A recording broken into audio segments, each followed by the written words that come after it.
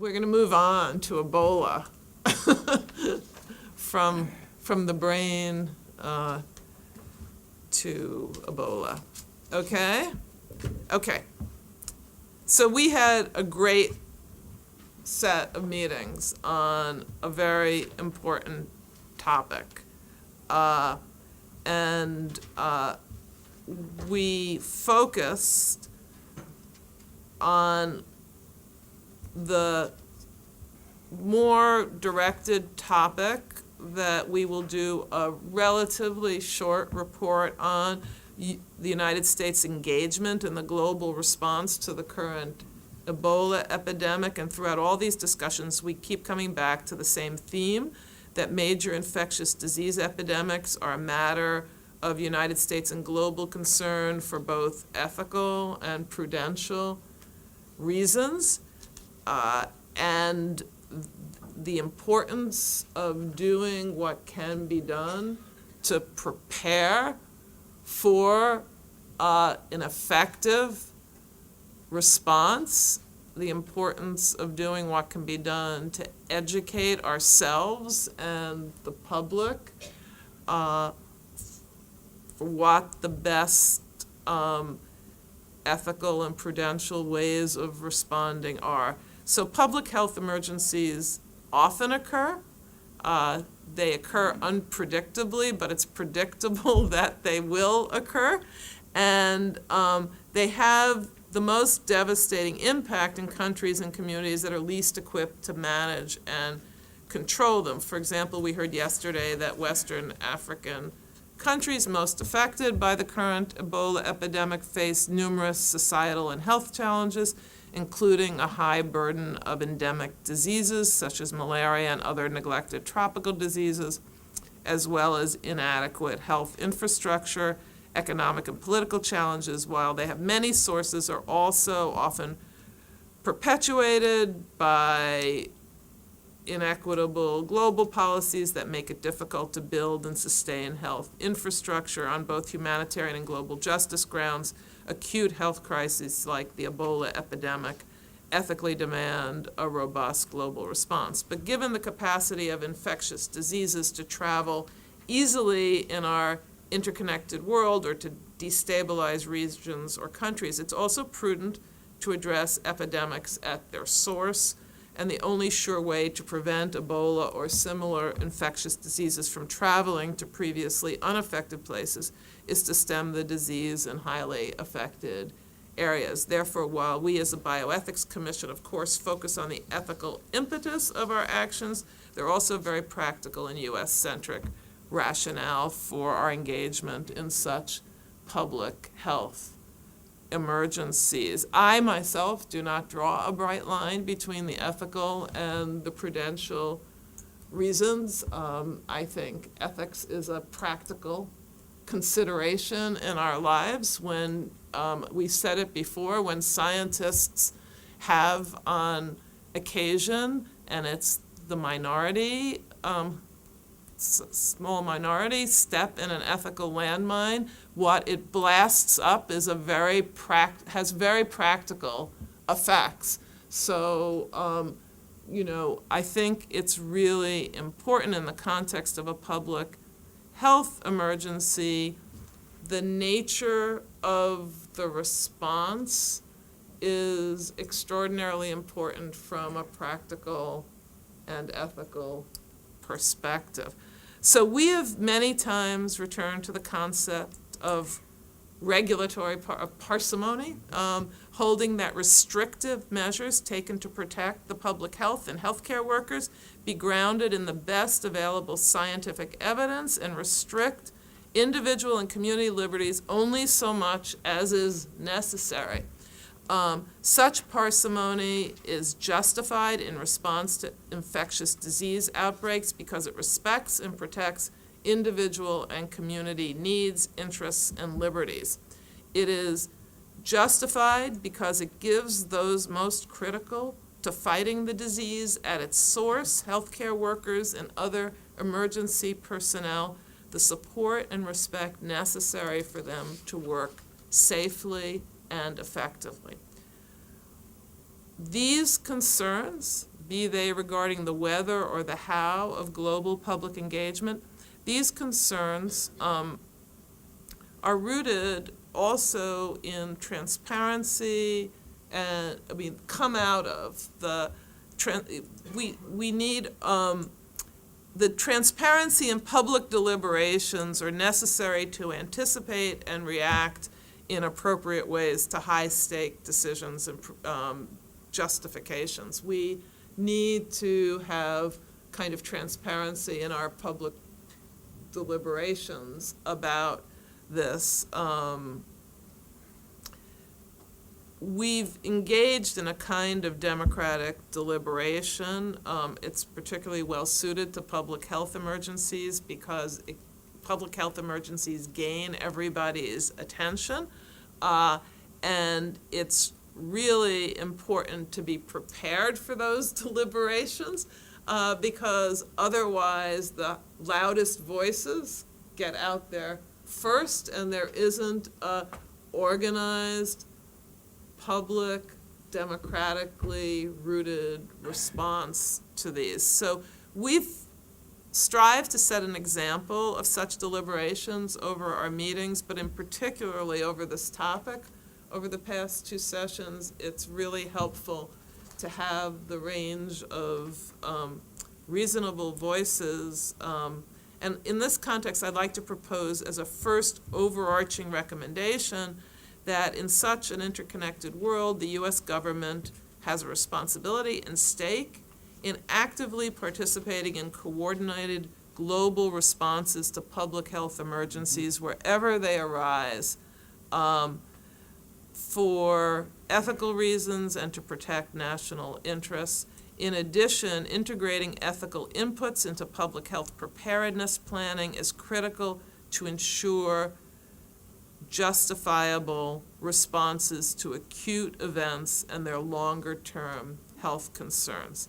And Anita isn't here, but I just want to know, is there any further discussion of this? John? Yeah, thank you, Amy. I think this is fine, but we might want to think about adding an element to this regarding post-emergency planning as well as preparedness planning. Yeah. You know, because some of the testimony we got yesterday Yes. from people in West Africa, especially Sierra Leone, indicated that the public health infrastructure had been completely devastated. And it should also be, I think, a matter of concern to us as helpers in the process of development and rebuilding, that we really assist in the building up of sustainable communities after these epidemics are over. So I agree, and we want to word it as specifically as we can. One of the admirable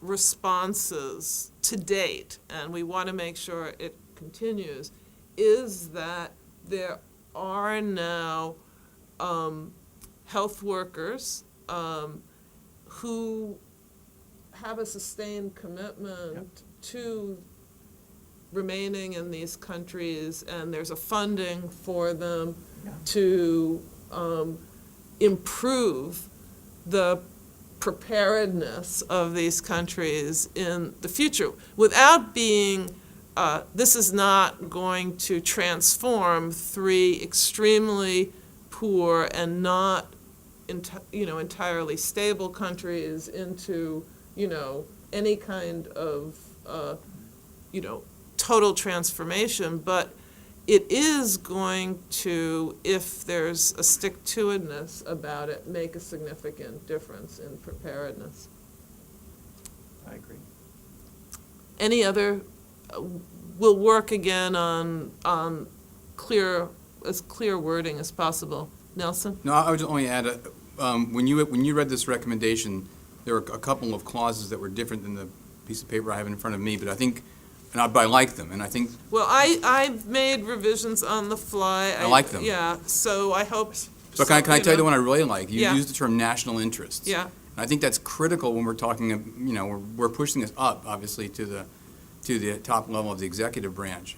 And getting to your point, John, when you talk about what's in our national interest, it is in our national interest to have post-emergency responsiveness. It's in our national interest to spend resources on developing these capabilities, either domestically or globally. So I think that's a potent two words. What are you looking at that doesn't have that? no, it's in here. The protect national interests is in there. Oh, okay, all right, never mind, it's there. Yeah. I like it. Christine? Christine? Yeah, just a thought. I mean, I think I agree with this idea of recommending that the United States has a responsibility to respond to public health emergencies. But what's missing for me is building capacity for future public health emergencies. Somewhere making a recommendation that we have some responsibility that sort of persists beyond the immediate response. That's the next recommendation, really. It's The all- United States should strengthen key elements of its global response capacity. And we're not Okay. trying to this is just the first Okay. recommendation, and I think it's important we not pack everything. So, I mean, I know you didn't get to it yet, but I don't see the idea of sort of a long-term commitment to other places, building capacity in other places. Maybe we don't want to say that, but Well, we I don't say thought it. Well, that's John, what I was I getting thought at. John Yeah. said that, Building sustainable communities, or helping to build. Yeah. Sustainable capacity. I think we can get into that in the second recommendation. Domestic and global. Yeah, I took that to be the strength of John's amendment to the first one, to make sure that once the epidemic wanes, whatever it is, and people start pulling out, that we don't just sort of pull everything out, but help to build up an infrastructure that will help as we heard yesterday, actually you and I afterwards, the same epidemic from recurring because people are going back to hospitals where they got infected before because we hadn't done anything but build acute Ebola treatment centers. So I think that's what John was saying, and I think that's what you're suggesting as going in as a second part of recommendation one, which is here- different than from recommendation two, which is our capacity to respond. so we have to, we do need, let me pose this. What John was saying was, in recommendation one, we should talk not only about the preparedness, but the stick-to-itiveness afterwards. That's more specific than a more global recommendation, which I don't know whether we want to do, but it's not as if we know that the next epidemic is going to break out in these three countries, right?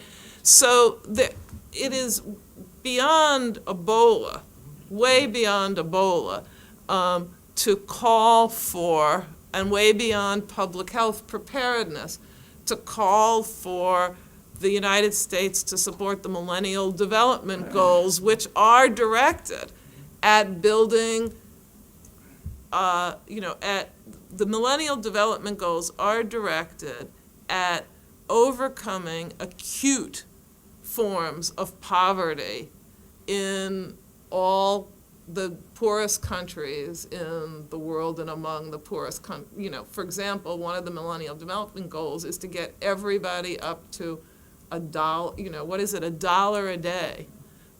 So that's way beyond Ebola, but if you go any further than we've gone with John's suggestion, it's really taking it into the territory of building the capacity of all countries to resist in the worst forms of disaster. And they're not just public health emergencies.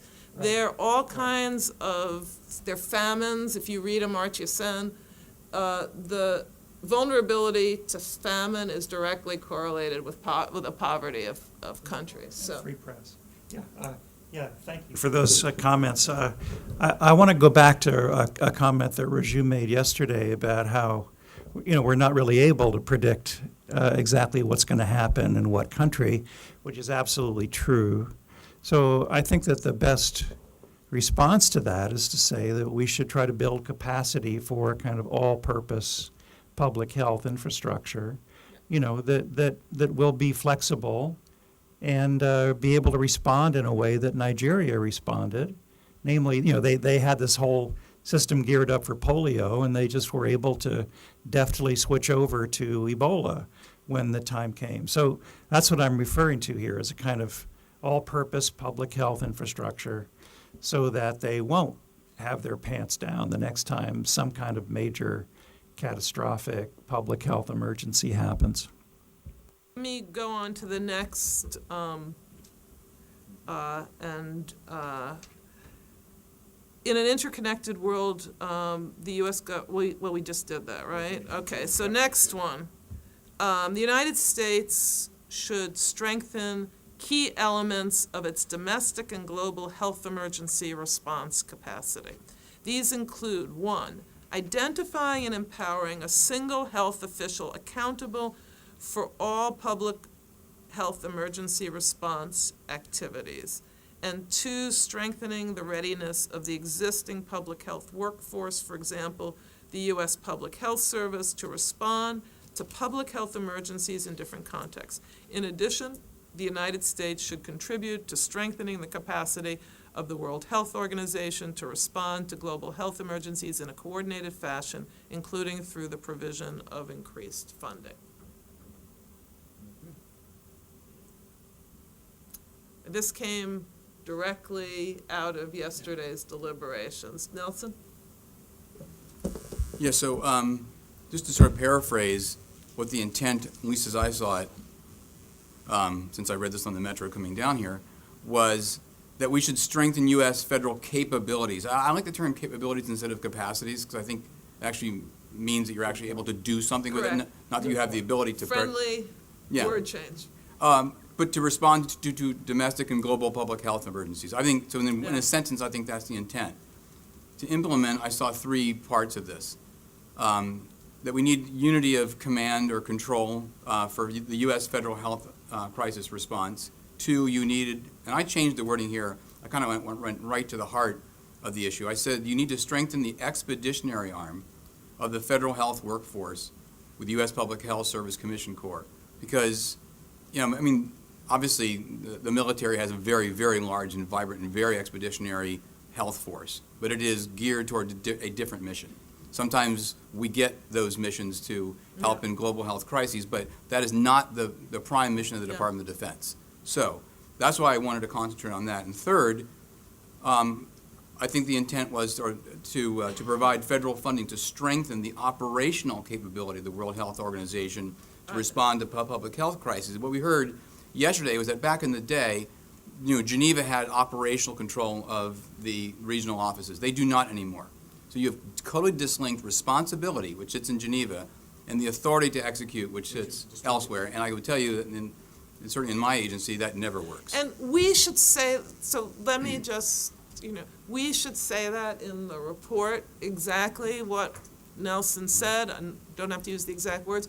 Nobody will understand otherwise why we're calling for what we're calling Right. for. What we heard and what we read in the news and heard from people is that there wasn't an ability to respond as Right. quickly as was needed Yeah. because of this organizational problem. So I was able to come up with some changes to the draft recommendation, which I'll send out, but it would just take a second to read them. Sure. So I only made a single change in the first sentence. I said the United States should strengthen key elements of its domestic and global health emergency response capabilities. I think that of those 3 parts, the first one's going to be the hardest because it's kind of wonky in terms of how the U.S. government works. But I said that we should, they include identifying and empowering a single health official accountable for all federal public health emergency response activities. So I changed a single word, but I do think that, and I can Yeah. give you some examples from the Ebola No, wars. that's okay. We'll tell you why that's We're not difficult. going to fully wordsmith it here, but But why I think don't we should you go provide on? this, and this is where I get to the meat of the matter, providing the Surgeon General of the U.S. Public Health Service direct line authority over all Commissioned Corps officers to strengthen the Corps' expeditionary capability for public health response. Right now, the PHS has Yeah. capabilities in place that they can't use unless a lot of other people give consent, because the PHS distributes its people down into agencies, okay? I sent a PHS officer for one of those deployments. PHS called me, an Army officer, to say, is it okay? I Yeah. could have said no. Yeah. That shouldn't be. She should Yeah. just go without anyone else's consent, other Mm-hmm. than Surgeon General. And lastly, strengthening the capacity of the WHO to respond to global health emergencies through the provision of increased funding and interoperability with federal emergency response capabilities. So I think that captures what we get in terms of a bang for the buck. If we're going to spend federal money and it goes outside our borders, then we should have the ability to work with that normative body. That's excellent. Good, okay. So turning now to our 3 in context examples, I would like to bring up first the use of quarantine and restriction of movement provisions. We've talked about all of these. I think what we've heard time and again from our speakers on this topic, with not a dissenting voice, is that government and public health organizations need to put serious thought into what are the least restrictive means necessary, informed by the best available science for the implementation of these restrictions. The government and public health organizations should employ the least restrictive means necessary based on the best available scientific evidence in the implementation of restrictive public health measures such as quarantines intending to control the spread of infectious diseases. Barbara, you want to say something on this? Yes. We've spent a lot of time talking Yeah. about this one in multiple meetings, and I think that the descriptive pieces that go with this talk about all the pieces that are important, the balance between personal rights and the public good, and it really was the Ebola episode in the fall and the way the restrictions were handled or handled poorly that really triggered all this. So I think that's all good in the discussion. I think the piece of the discussion on science and the how science defines the particular organism, because there's one thing to talk about what the restrictions for Ebola would be, but because of the spread of measles a different way, being very clear that it depends on the organism, what you would put for, and how the organism is spread, what you would put for the restrictions is important. So just to be clear, the principle is one should use the least restrictive means necessary. For a What- particular organism. For a particular organism. Then what the consequences of that are, the application depends on the best scientific knowledge and evidence Right. about what the what the threat of the organism entails. Right. And I think that's said very well in this recommendation. The one thing is that I would have a word change is, it says, based on the best available scientific evidence in the implementation of restrictive public health measures such as quarantines. And I think I'd at least put quarantines and restrictions. It's not really just quarantines. Right, that jumped out at me Right. too. It's And whether quarantines, self-monitoring, monitoring Yes. account, we have the set, right. But quarantine, most people And I think of would- as setting the person totally aside, and that's a little Right. different than the restrictions. And I wouldn't piece. even try to pack it all into one sentence. I would say the least implementation of restrictive health measures intended to control the spread of infectious diseases. These might, these range from, and put some of the range. The words they gave us the words that we were given yesterday were monitoring, restrictions, quarantine, and isolation. Of course, isolation doesn't belong in this recommendation. But those were the grades, if you will, the gradation of reaction. And the one concept that's not in the recommendation, and I'm not sure it's quite as well worded in the text as it might be, is about the stigma that comes, the unintended consequences that come from being too restrictive of the personal rights. I think the unintended consequence part's in the description, Yeah. but talking about the stigma to healthcare workers and people that live in countries that are involved, like Africa or the particular countries. I don't know if we want anything in the recommendation, but I think it at least needs to be fleshed a little more out in the discussion text. You know, I think it's, in the discussion text, that would be great. I think it's part of the recommendation, it's more of the rationale. When I thought about the only thing one way it could be addressed if you're insisting on doing it here, but we should employ the least restrictive and least stigmatizing ways too. And then you could have it built in there. The other part of this recommendation that's absent that we may want to add in here is that government and public health organizations and their representatives should also prepare to communicate the rationale for their restrictions publicly to optimize public understanding of why those restrictions are necessary and sufficient. Because the preparation for communication is extremely important right up front to minimize public fear moving into panic. And so it's not enough just to know what the necessary least restrictive means are. It's also important to be able to be prepared to communicate it.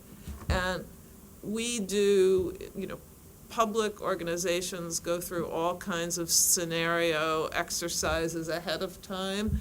Nelson's very familiar with this in the military, but outside the military, this is true. All big institutions do it. It's important to have the communication plan with the, so should we add I think we a should sentence to that effect? add it, or it's almost a separate recommendation, because, Ebola had been around a long time. Somebody could have prepared what they thought the rationale would have been several years ago when the first Ebola episode happened. And so Yeah. maybe in the broadest sense, that preparation should happen ahead for any.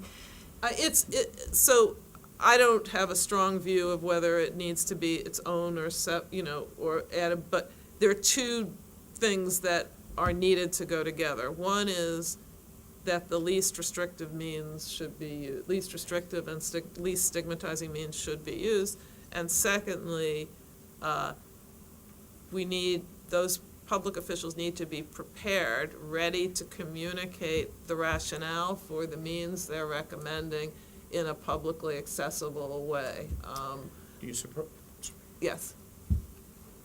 Yeah, it seems to me maybe that raises the question of whether we don't want to add another, recommendation just overall about communication. Because that's part of it, but there's also the part about communicating risk, et cetera. We Yeah. heard so much about that it might be best to have a separate recommendation about, preparedness for communication about this. My worry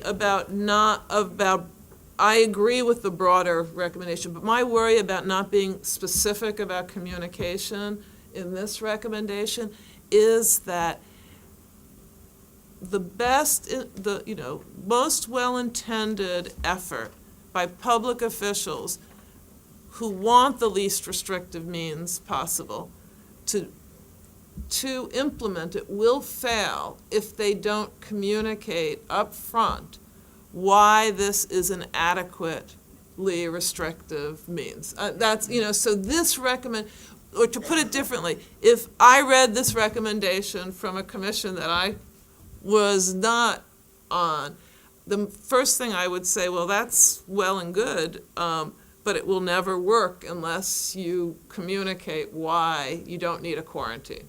So I'd like to have this recommendation have that part of it on, and we may still want a broader recommendation about communication. Okay, so now I turn to the very compelling discussion we had yesterday regarding the use of placebo-controlled clinical trials, and I think we've learned, and I think we likely agree, that the trial designs Whether or not they use a placebo should be methodologically rigorous and capable of generating results that are clearly interpretable, acceptable to the host communities, and minimize delays. Active engagement with stakeholders will, of course, be critical to designing such a trial.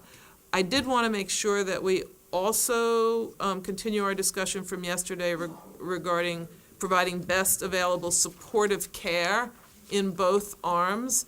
During our 2011 moral science report, we talked a lot about researchers not necessarily having to use best proven standard of care in the control arm of a trial, especially when there is uncertainty about whether such a standard would be best for the local population under study. However, I believe that the Ebola context is unique in that these trials are not comparing a treatment or vaccine intervention with one we already know works. Therefore, if we are going to recommend that control arms use best available supportive care in this context, we should specify what we mean. For example, whether we mean best available in the country where the trial is being conducted. That was what was recommended to us yesterday, and I believe that is the only way of moving forward quickly with, and I believe ethically, with seeing whether there can be, a vaccine developed.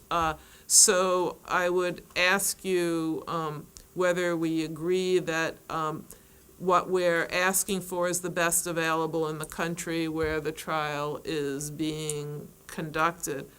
So the proposed recommendation, and John, I'm going to ask you, is research during the Ebola epidemic should provide all participants with best available supportive care. Trial designs, whether or not they use a placebo, should be methodologically rigorous and capable of generating results that are clearly interpretable, acceptable to the host communities, and to the extent possible, minimize delays to completing the research. Research teams should actively engage with stakeholders during research to determine the trial design that best reflects these requirements. Dan had a comment too, Yeah. after John. You do. Okay, Dan and Okay. Roger. so, I think this is a good start. Christine and I had a long conversation about this paragraph, and we came to similar conclusions about what directions it might need to go. One, Amy just talked about, which is the question of supportive care, right? This is ambiguous, right? This doesn't really indicate whether we know what level of care we think is morally required, whether it's the best available supportive care in the region or in the country versus best available anywhere in the world. So we need to clear up that ambiguity here. So I just propose, is Yeah. that the Yeah. clarification you support? Yeah, it is. Okay. It is, yeah, Okay. yeah. But this is important, I think, because like Paul Farmer published an article in the newspaper not long ago. He's a very respected voice on these kinds of problems, and Paul Farmer came out and said, hey, we already know what really works here. And that's really, excellent supportive care of the sort that Doctors Without Borders provides. So that's something to think about, okay? Now, Doesn't matter. No, he argued that he's in a battle with, What? yeah. Yeah, he's in a fight. It's a very big public fight Yeah. that they're in. Big time. okay, I sense that there was some disagreement, between it, but I got the impression that he was arguing, maybe I just misread the No, article. his point was that if you provide good intensive care support to Yeah. include dialysis, intense monitoring of blood, of other blood infections, that you will have a better clinical outcome. Yeah. MSF argues that's not sustainable in the long term. That's, a couple sentences. Okay, yeah, that's so the he's, debate. so he's really It's more, not even dialysis, it's Yeah. intravenous fluid. yeah, so Yeah. he's really more on the side It's of best everything. available anywhere. Yeah. Correct. Got it, okay, yeah, okay, And so, the right, providers on the ground have said in no uncertain terms that ain't gonna happen.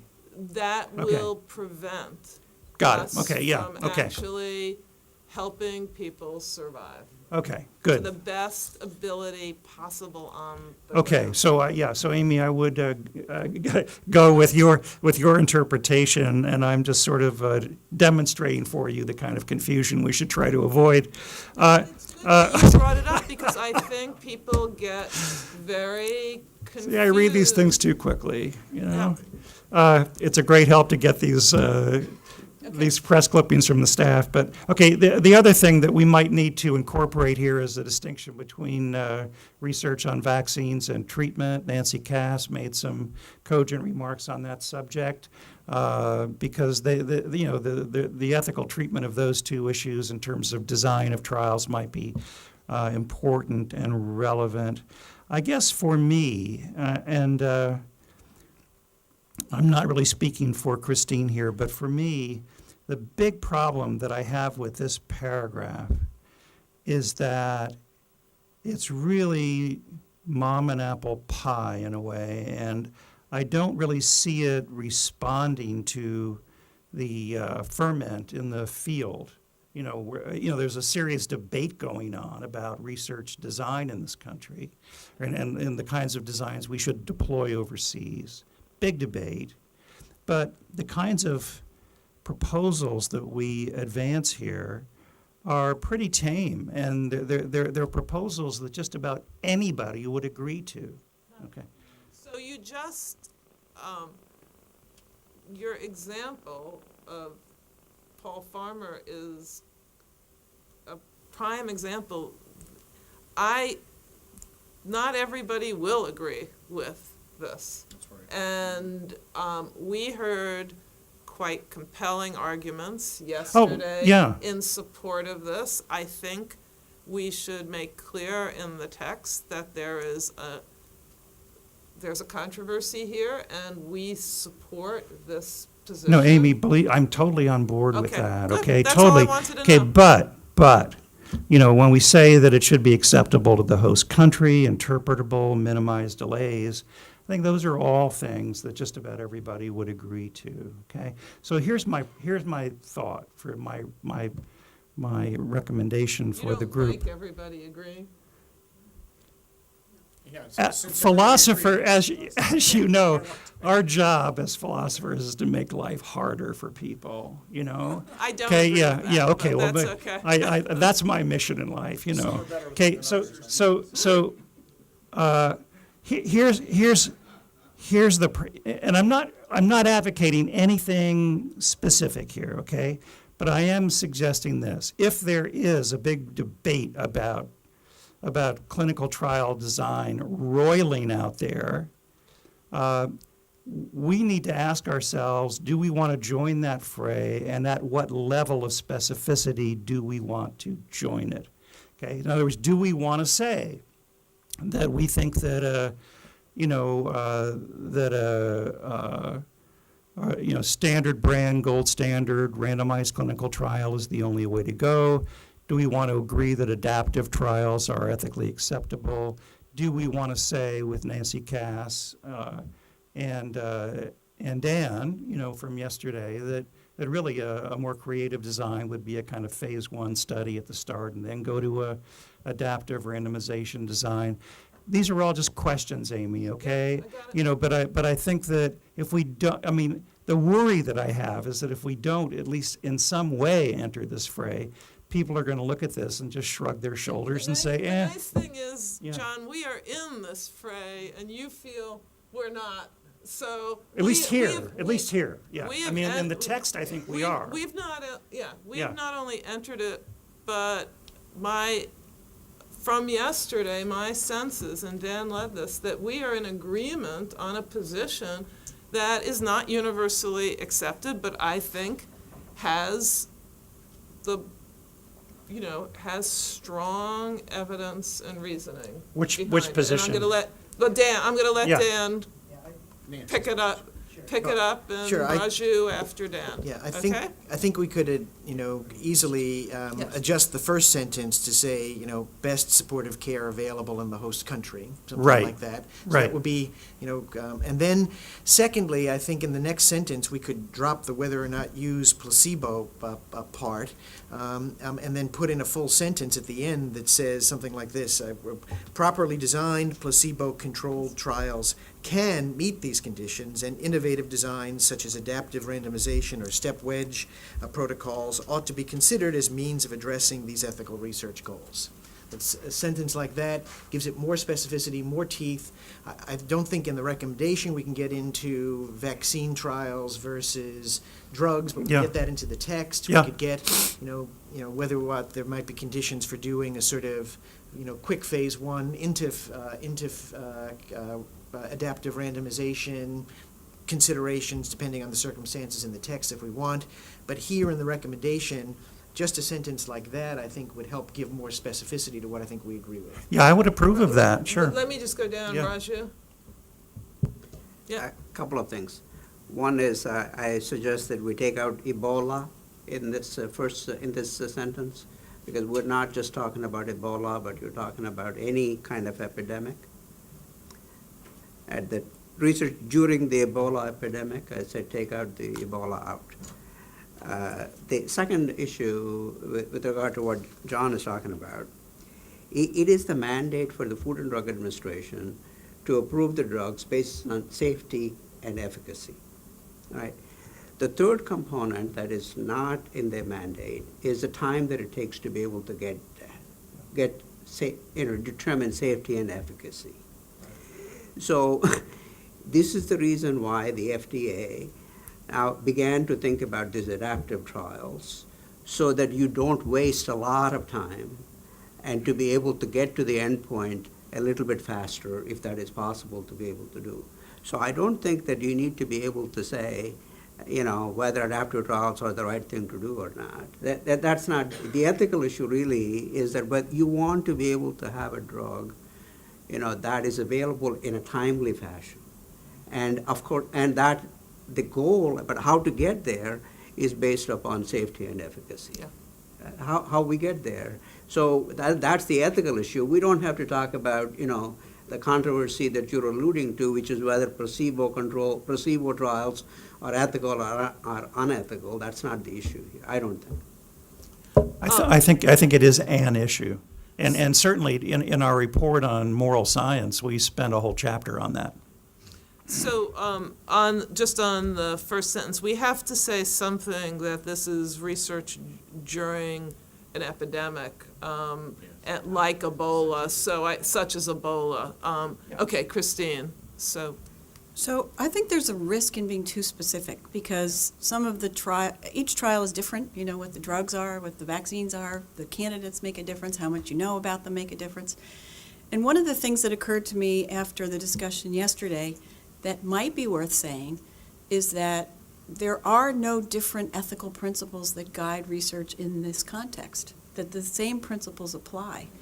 And that, so the idea of, finding the right design for the question that's being asked, making it as rigorous as possible, engaging the community, the things that we say are the principles that should apply all the time, and that these apply here as well. Yeah, but we do need, I agree on doing that, but we also need to be specific. This is a report about response of the Ebola epidemic, and I don't want to go from the frying pan into the fire. So the same principles apply, but if all we did as a commission is reiterate our principles, nobody, except for us and a very group of philosophers, would understand what in the world are the implications of these principles for real life situations. So I think we ought to be specific, because it makes a difference to know. The principles are only as powerful as we can get some kind of agreement on their practical application. So then I'm not sure what we're being specific about. I don't really. I think what is very effective. What Nancy and others were. No, but Dan's statement I thought was very good, because it has a foot in both places. It specifically says that RCT, restricting things to RCT is something we don't necessarily endorse, that there should be additional flexibility. It doesn't say you must use one of the, it's not so specific as to try to prescribe some other protocol approach. But if you'd read that again, the net intent of that is to say we would not restrict, we do not think it would be ethically appropriate to restrict studies only to RCT in these, under these circumstances. Please read that again one more time if you would. Yeah, I tried, Christine, to put my feet in both camps. So it says, again, properly designed placebo-controlled trials can meet these conditions, right, of being ethical and scientifically valid, et cetera.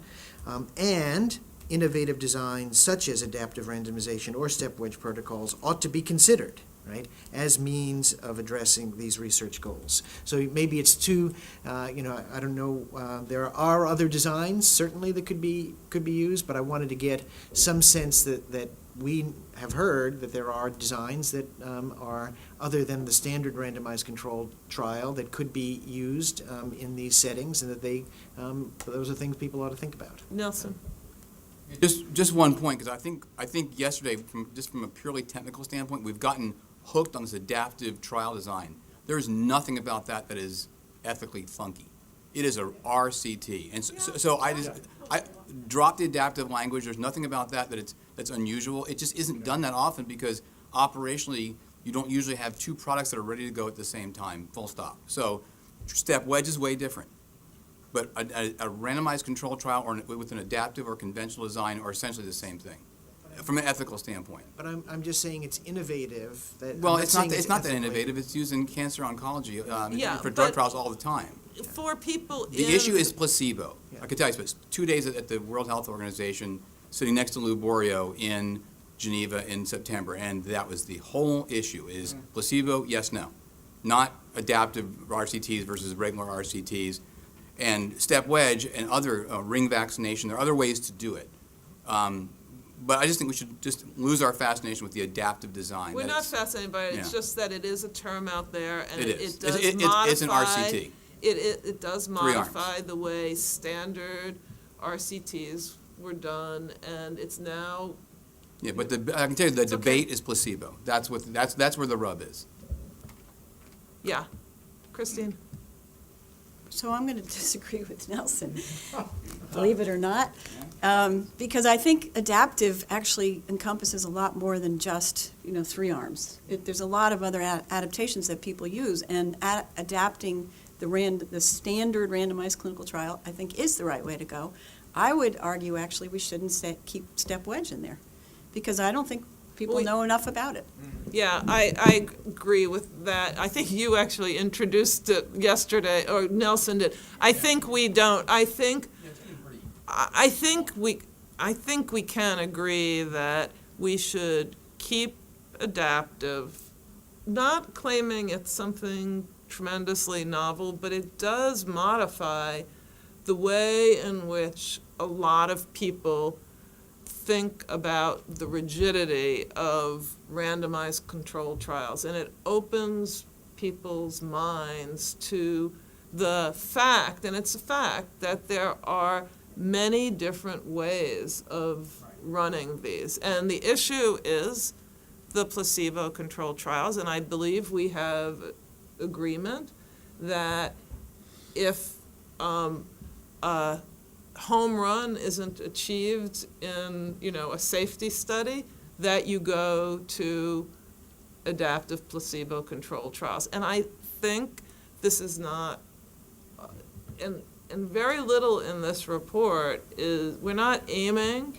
to be provocative here, we're aiming to really be sensible and help move forward in emergency situations that are life-saving, where there are lives at stake, and without hitting, what we believe are ethical landmines. I have a Could- question. Could I go to Steve and then to Jim? Okay. Mine's Or Jim, mine's a okay, Jim. confusion rather than a statement. Okay. And I hope maybe it's this half the room that can help Sure. me. They're in heated agreement, maybe. Maybe. Yeah. The question is about, as you just said, that if a home run is discovered in a phase 1 trial, that, things might be accelerated. My question is, if under those circumstances, and I don't think it's that far-fetched, we might, and I thought the subject came up yesterday, we might imagine repurposing an already approved drug, an off-label use, if you will, of an already approved drug. Presumably, since it's already been approved, it's already had its phase 1 study, and we wouldn't have the option of another phase 1 study in order to discover if there's a home run there. Am I understanding that correctly? I think Dan wants to take Chris, it up. yeah, Christine Yeah. and I spoke a little Yeah. bit about that yesterday, and it is, again, complicated, and there may be disagreement here, but my sense would be this depends to some extent on community engagement, right? So if if drug has never been used before for this virus or whatever the infection might be in other epidemics, but it has been proven safe. One still might, I would be willing, if the demand for treatment up front was significant enough, to go through, if you will, an unnecessary, repeat phase 1 of about 40 patients to see whether it's a home run or not for that, in that case, even if we know that it's safe, and it may be, that there's an odd chance that it might be terribly toxic in this particular setting, but largely just to see whether it's a home run or not before proceeding, and I would be comfortable with that much of a delay in going to the randomization with placebo, but I think others might disagree with that. Steve? Well, just to pick up on this, there was reports in the press yesterday of an antiviral Yes. that may have hit a single or a double, not a home Yeah. run, in a non-placebo control trial, but using another population's placebo experience as a comparator. And that happened through a pre-planned interim analysis, and I think this highlights the complexity of all of this, and why we have to be broad as well as specific, I think.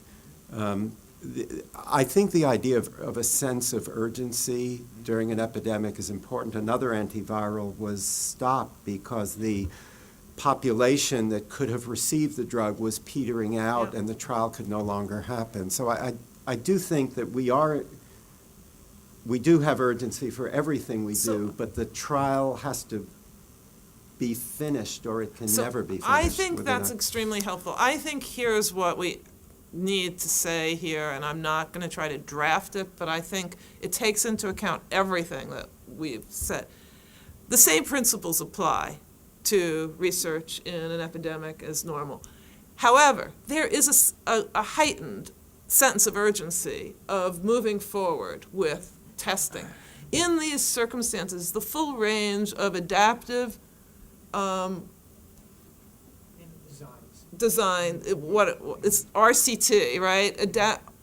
Need to be considered, and then you go on with what we say. I think that captures and it actually also communicates why there is such a focus on figuring out what are you going to do rather than arguing about it to move forward. Okay? Could we move on? We have 2 more we have to do, and then come back. Sure. I would love to say in the text somewhere, something that I heard strongly yesterday, and that is we can't forget research on other things, not just the drugs and the vaccines, but the natural history, the psychological effects, all of those Well things. taken. A friendly addition, well taken. Supportive Good. care means, We have to, and therefore I have to get us through 2 recommendations before we adjourn, and we have a hard stop at 11:15. The plan for a 5th recommendation, thank you very much, this was extraordinarily helpful. The plan for a 5th recommendation is to focus on the use and sharing of biospecimens internationally for research, in particular, the importance of U.S. government facilitation of the ethical acquisition of biospecimens, including addressing the challenges of obtaining consent during a public health emergency and ensuring adequate privacy protections and access to the benefits that result from related research. These types of assurances will clearly require ongoing dialogue with global partners, requiring effective strategies for enactment Christine, you've put a lot of thought into this topic. You want to start us off? I've effectively summarized the recommendation, or ineffectively, as the case may be. I have to say, there's a lot packed into this, but I think that, you know, in this setting of an epidemic, obtaining consent for something that we spend hours debating about obtaining consent for in other situations is tricky, and we have to be cognizant of that. Other things like assuring adequate privacy protections, I think, are pretty standard, and we should continue to do that in this setting. And I think the piece that's probably more, not controversial, but more expansive than some is the recommendation about access to the benefits. That, you know, benefits that derive from research done with specimens, et cetera, should be available to the broadest group of people possible. I mean, I think that's right, but there are people who might contest that.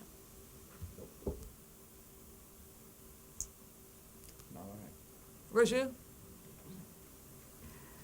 There is something implicit about this that's very good, that's not explicit, and that is actually, you know, there are certain countries that have restrictions on transferring biospecimens outside their borders. And what we're saying here is that you know, that is counterproductive, at least in certain circumstances, that it's important to be able to share so that research can really progress well beyond. And that's a very good point, and it's not explicit, but it's in it, and I like that. Yeah, I do, again, we're not wordsmithing now, but just for the, you know, just since we're going to try to get this out as quickly as we can, let's try to, the ethical acquisition, what does that mean? I mean, acquisition, what does that mean? What are we, should facilitate the sharing biospecimens? Yeah, I think it's better, you're right. yeah, You're onto something. and, Let our wordsmiths do that. yeah. So, we could think say that another thing here about, there are two things packed into the first sentence. One is the widespread sharing of biospecimens and the good that will do over time. And the other is the obtaining of consent during a public health emergency. And there, do we agree the same thing holds? The same principle for obtaining consent during an individual emergency. You rush somebody in an ambulance to the emergency room. It's the same principle. And and some version of the practice that holds. Why wouldn't we just say ensuring, why wouldn't we just use language to the effect that we want to ensure consent, as we have also used in that phrase, ensuring privacy? Why not? There's some really particular challenges here, and one is that some of the people from whom we're obtaining biospecimens won't be able to give consent. The other is that international sharing of biospecimens has a lot of meaning to certain people, and some people object to it. So there are reasons to be very careful about how you get permission to obtain samples and send them across the world. Yeah, I guess what I was saying, in the context of the sentence of what the U.S. government should facilitate, Yeah. I wish they would facilitate consent, and I wish they would facilitate Okay. transport and facilitate sharing. So do we have, is there a See what I'm state- saying? Stronger words, you mean, stronger Yeah. words about that. Yeah. As far as they can facilitate it, right? Is there international, something analogous to international law in the area of what it is required? What are the standards for obtaining consent and sharing? And if there isn't, do we need to call for understanding across societies for how we're going to be able to get to the point of sharing biospecimens and obtain consent? So there is an agreement that was negotiated by the World Health Organization for pandemic influenza in this context of sharing And specimens is it a across. best practice? It's a relatively new agreement. It took years to come up with, and it's been worded in a way that it's very specific to pandemic influenza. And it does leave room for negotiations between parties. So I think it's something that we do allude to in our draft report and to talk about, that maybe it's a good place to start. But I don't know that there's enough experience with it to say that it's the best practice. Is that fair? Raju? Just an explanation.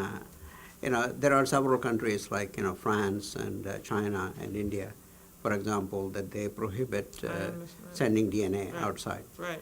And part of the reason they do that is that they consider that as a national resource. And therefore, they don't want to share that resource with others which might be competing. And so I think it may be very difficult to call for an international agreement to say that. Yeah, no, I wasn't asking for call, I was just wondering what in this area,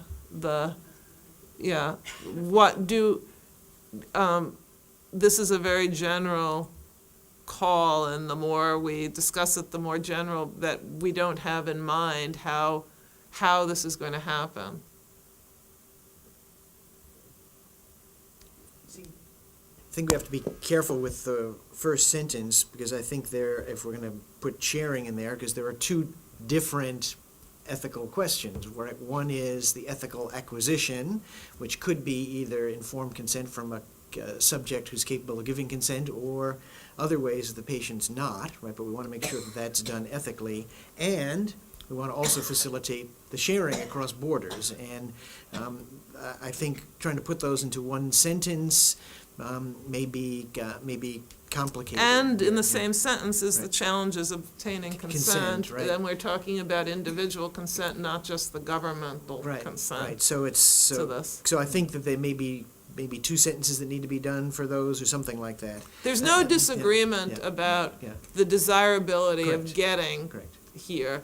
I think we're going to need to work, so there's no disagreement among the commission that this would be good to get to. I think we need to work on how specific can we be in this recommendation, because there is a lot in it that's very general. And then just another question that I have about how much of this sharing No, that's go- desired by the scientific community is of the genome sequences of the subjects versus the genomes of the virus and et cetera. So that it might be important to emphasize that in the It's the report, because the virus. privacy concerns are much less Right. there in terms of that. And Right, that didn't come, good, good, so- that's very helpful. I think we can Yeah. move on with that, because we don't, it's out there and we just have to refine it. Right. For our last recommendation, I'd like to highlight the importance of ethical perspectives, like the ones we heard today, being integrated into public health decision-making processes early and often. This would require some sort of advisory body or other public health ethics consultant to be readily available to identify those considerations, ethical considerations relevant to public health emergencies and responses in light of real-time available evidence. So Anita, I believe that this closing recommendation fell under your bailiwick as well. If you'd like to start us off, I'll just read it. Ethical perspectives should be integrated into timely and agile public health decision-making processes employed in response to rapidly unfolding epidemics. An advisory body or other qualified public health ethics consultant should be readily available to identify ethical considerations relevant to public health emergencies and responses in light of real-time available evidence. I would just say, in light of our first recommendation, that there be a clear person identified for response. We should be more specific here, because it ought to be part of that person's oversight to bring, and that way this will make this recommendation much more specific, to bring those ethical considerations to the fore in the official federal government response to an epidemic. Yeah, I would totally agree with that, there should be some specificity there. Just a couple of thoughts. One is that the draft guideline which you read makes reference to ethical perspectives being integrated, and I wondered whether we need to say something a bit stronger like ethical perspectives and guidelines in order to open the possibility that what we're asking for is both sort of informal, maybe even community perspectives, but also any professional or institutional guidelines that normally would govern such situations should be brought in as well. So I was thinking that Yeah, maybe... I would much rather use ethical principles, ethical Yes, standards. yes, and, yes. I mean, it's not Yeah. So we could either take out the word perspectives and substitute There's a principles or rigor- guidelines. There's We a want the rigor to yes. bringing Yes. ethics to bear at the level of a public response. Not about perspective. Good, Yeah. good, so we're agreed on that. And then I take it that that one of the purposes of this recommendation is to just underscore that ethics should be, it does not become irrelevant in moments of emergencies. We've, in this room in the last couple of days, emphasized and questioned about what role do ethics play when suddenly you're in an emergency. And I think we agree that they don't become irrelevant, nor do we have to invent a totally different perspective. But in any event, this recommendation seems to underscore the notion that ethics are relevant. They should be integrated, as we've often emphasized. Use principles instead of perspectives. Good, great. And then the question becomes, well, whose decision-making are we interested in? And I think it might be an improvement, although wordier, to say something like integrated into timely and agile public health decision-making by local, state, and federal officials in response to Yeah. rapidly unfolding epidemics. I like that. Yeah, okay, good. And then when it comes to the nature of the entity or entities that we've consulted, it did strike me that we might want to say something a bit fuller, like an ad hoc or standing public health ethics body should be consulted throughout an epidemic to help officials identify ethical considerations pertinent to public health emergencies in the light of real-time available evidence. That is to say, I think that the current draft language in terms of an advisory body or other qualified public health ethics consultant, to me, is a little bit less specific and less clear-cut. So, So- I mean, we want to use language that I think ties into how we already think about the kinds of entities that are available for ethics so consultation. I would just suggest, if as a friendly amendment to that given that we're calling up front, this is a nice bookend of the first and final recommendation. Given that we're calling up front for there to be an integrated public response to these emergencies, I think we should also call for ethical principles to be integrated into that organizational response at all levels. I don't think we should call for a separate ethics advisory committee as if ethics stands outside and is wagging its finger. Too late usually, right? I Yeah. think we should call for an integrated, for that, the first recommendation, in the last recommendation, to make sure that ethics is integrated, ethical principles are integrated through every level of governmental response. Well, So, and which that makes me wonder whether we even includes need this that last when sentence. governors and, governors and all public officials take a position in a public health emergency, they should have taken into account the ethics of what they're arguing for. Change should to must. Must. Yeah, it must, Are remiss if not. Right. Well, ethical- Are no, ethical remiss if principles they do not, yeah. must be integrated into Times Yeah. and Agile. Yeah. Yeah. Yeah, I think that's. Yeah. They can, they should, they They must. Yes, Yeah, must be integrated, must be integrated. yeah. Anyway.